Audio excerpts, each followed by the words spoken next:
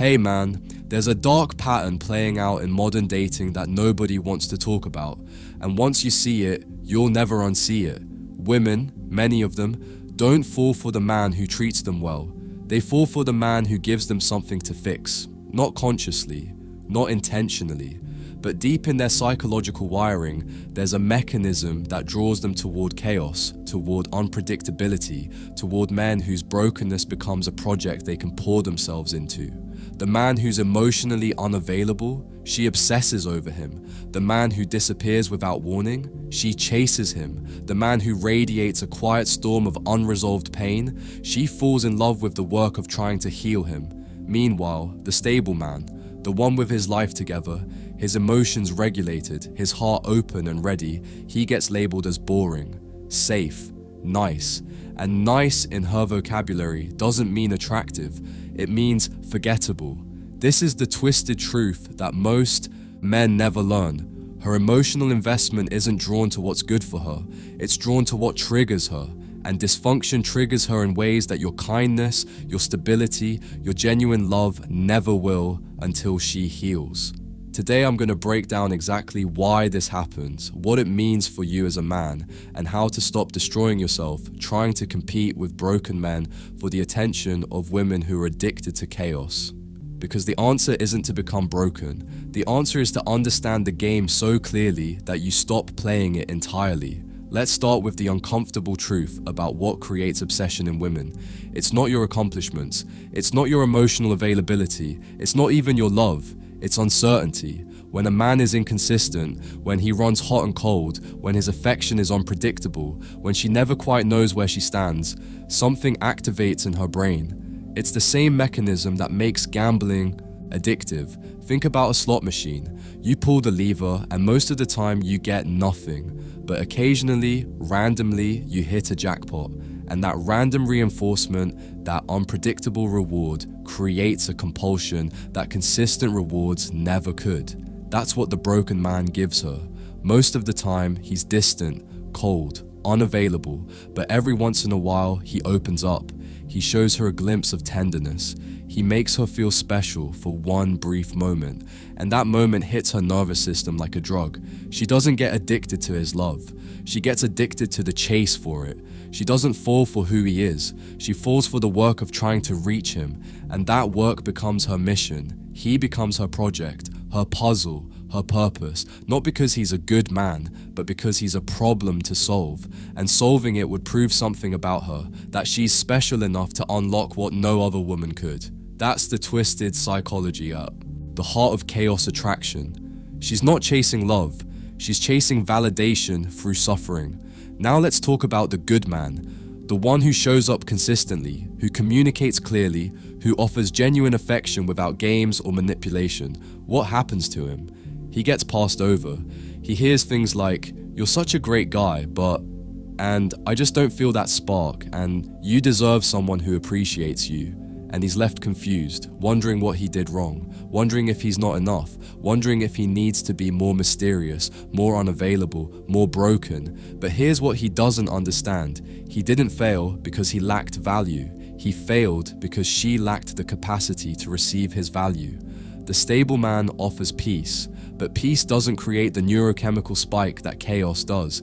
His consistency doesn't give her the emotional roller coaster she's become addicted to. His openness doesn't give her a puzzle to solve. His availability doesn't give her something to chase. And to a woman who's been conditioned to equate struggle with love, a man who doesn't make her struggle feels like a man who doesn't make her feel anything at all. She calls it no chemistry. But it's not about chemistry, it's about the absence of dysfunction. She's so used to the highs and lows of chaos that his steady presence feels flat. Not because it is flat, but because she's calibrated to chaos. Peace to her feels like boredom. Calm to her feels like emptiness. Love without suffering to her doesn't feel like love at all. And until she heals that conditioning, she'll keep choosing fire over foundation. Here's where it gets even darker. The reason she's drawn to broken men isn't random. It's rooted in something much deeper than preference. Somewhere in her past. Maybe a father who was hard to please, a first love who played mind games, or years of cultural conditioning that romanticized toxic relationships. She learned something that rewired her entire psychology. She learned that love requires earning. She learned that affection is something you chase, not something you receive. She learned that a man's attention is most valuable when it's withheld. So now, as an adult, she's unconsciously recreating those dynamics. When she meets a man who withholds, who makes her question where she stands, who gives just enough to keep her hooked but never enough to feel secure, it feels familiar. Not healthy, not good, but familiar. And familiar is powerful. Familiar feels like home, even when home was a war zone. So she leans in, she makes excuses. He's just busy. He's been through a lot. He needs time. And with every excuse, she invests deeper. Not because she's stupid, not because she doesn't deserve better, but because her nervous system doesn't know how to interpret a man who simply loves her without games. That feels foreign, suspicious, too easy. And too easy in her. Programming means not real love. So she walks past the man offering peace and runs toward the one offering pain. Not because she wants to suffer, but because suffering is the only thing that feels like love to her broken parts. Let me tell you what she tells herself about the broken man. She tells herself he's just complicated, misunderstood. He's never had someone who really loved him properly. She tells herself that if she's patient enough, soft enough, devoted enough, she'll be the one who finally unlocks him. She creates a fantasy in her mind, a vision of who he could be if only she loved him hard enough, and that fantasy becomes more real to her than the man actually standing in front of her. She's not in love with him, she's in love with the potential of him. She's in love with who he might become if she can just be enough. And that mission, that endless pursuit of transforming him, gives her life meaning. It makes her feel needed, special, important. But here's the cruel truth she doesn't see. She's not his savior, she's his fuel. He takes her warmth and gives back coldness. He takes her devotion and gives back distance. He takes her energy and gives back nothing, not because he's evil, but because he's drowning in his own unresolved pain and doesn't have the capacity to receive what she's offering. He doesn't want to be saved. He wants to be left alone with his wounds. And the more she tries to heal him, the more he resents her for shining light on what he's trying to keep dark. But she can't see this, because by the time she's deep enough to realize it, her identity has become wrapped up in the mission. Leaving him would mean admitting she couldn't fix him. And that admission feels like failure. So she stays. She bleeds. She calls it love, but it's not love. It's ego wearing the mask of devotion. Now let me show you the cruelest irony of all. The moment she fully invests, the moment she gives him everything, proves her loyalty, shows him she's not going anywhere, something strange happens. He withdraws, not because she did something wrong, but because deep connection feels like exposure to a broken man. Her love becomes a mirror, and mirrors reveal what he doesn't want to face, so he sabotages, he pulls away, he cheats, he lies, he creates distance, not out of malice, but out of self-protection, and she's left devastated, confused, wondering what she did to push him away when she was trying so hard to pull him close. But what she doesn't understand is this: her devotion was never going to heal him. A man doesn't heal because a woman loves him. He heals because he chooses to, and until he makes that choice, her love is just a currency he doesn't know he's spending. She gives, he takes, the cycle repeats, and every time he disappears and comes back, the trauma bond deepens. She calls it passion, chemistry, an intense connection, but it's not connection, it's addiction. It's the same loop that keeps gamblers at the table and addicts chasing the next hit, and the broken man is her drug. She confuses the intensity of the highs and lows with the depth of love, but intensity isn't depth. It's chaos dressed up as romance, and she won't see the difference until she's finally exhausted enough to stop. So what does this mean for the stable man? It means you need to understand something that might hurt, but will ultimately set you free. You cannot compete with chaos.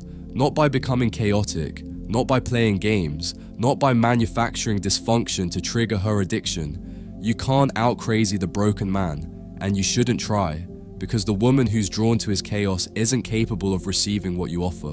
Not yet.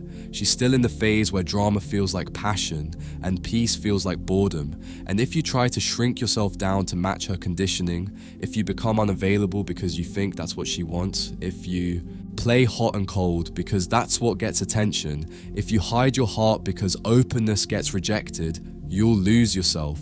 You'll abandon your authenticity trying to fit into her trauma template. And even if it works, even if you attract her by becoming someone you're not, you'll be stuck maintaining that performance forever. That's not relationship, that's imprisonment. So let me give you a different framework.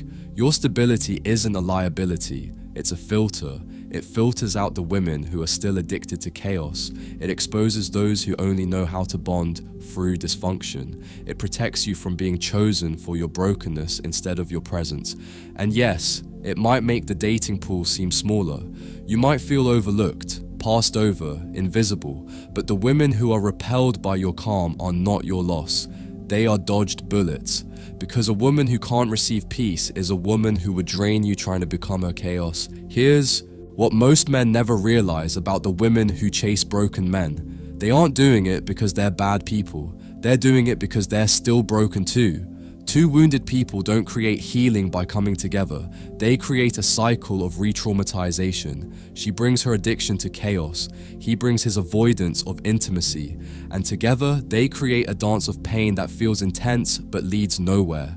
She thinks the intensity means it's real. He thinks her tolerance of his behavior means she loves him unconditionally. But neither is true. She's chasing validation. He's avoiding vulnerability. And the relationship becomes a stage where they both play out their unhealed wounds over and over until one of them finally breaks. Usually, it's her. She stays until she's empty, until there's nothing left to give. Until she sacrificed her peace, her worth, her identity on the altar of fixing him. And only then, after she's been completely gutted, does she start to question the pattern. Only then does she start to wonder why she keeps ending up here. Only then does she become ready for something different. But you can't rush that process. You can't love her into readiness. She has to hit her own bottom, face her own patterns, choose her own healing. And if you try to rescue her from that journey, you become just another project, and the cycle continues. So what's the answer?